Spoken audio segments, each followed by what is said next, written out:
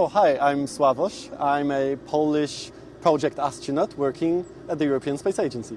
So Sławosz, you're about to go on a parabolic flight. Can you briefly explain what a parabolic flight is? So, parabolic flights are these special flights where the plane does a sine wave trajectory. It's a parabolic trajectory. And at the bottom of parabolas, we experience a very hypergravity phase. So, high G when the pilot pulls up the plane. And at the top of the parabola, pilots basically go down with the plane, and then we all are in free fall. So what is called a microgravity. And at this moment, this simulates the conditions like we have on the International Space Station. And how useful do you think it is for astronauts to do this type of training before they go to space? Oh, I find it is very, very useful and very important. This is for the first time I experience microgravity. I'm not a pilot myself, I'm an engineer, and thanks to parabolic flights, I could experience what it means to be weightless and be in weightlessness.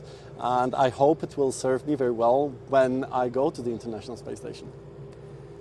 When you're on the plane, you're not weightless the whole time, right?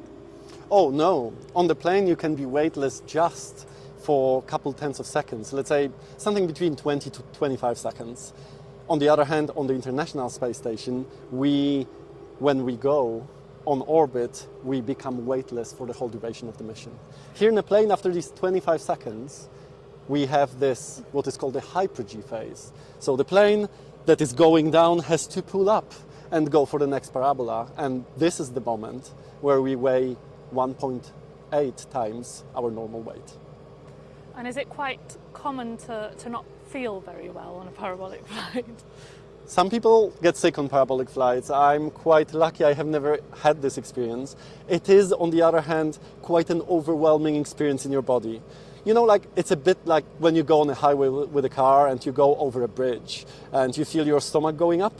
On a parabolic flight is similar. It is just 100 times more, pronounced. Who is on the plane right now?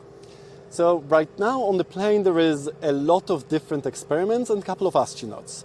So we are training in glove boxes for our operations on the International Space Station. Other teams, they test their experiments in microgravity. I'm glad you asked actually, because we have for the first time a Polish student team that won an ESA contest, and they were invited to perform their experiment on the parabolic flights, and I hope maybe we'll have a chance to talk to them today.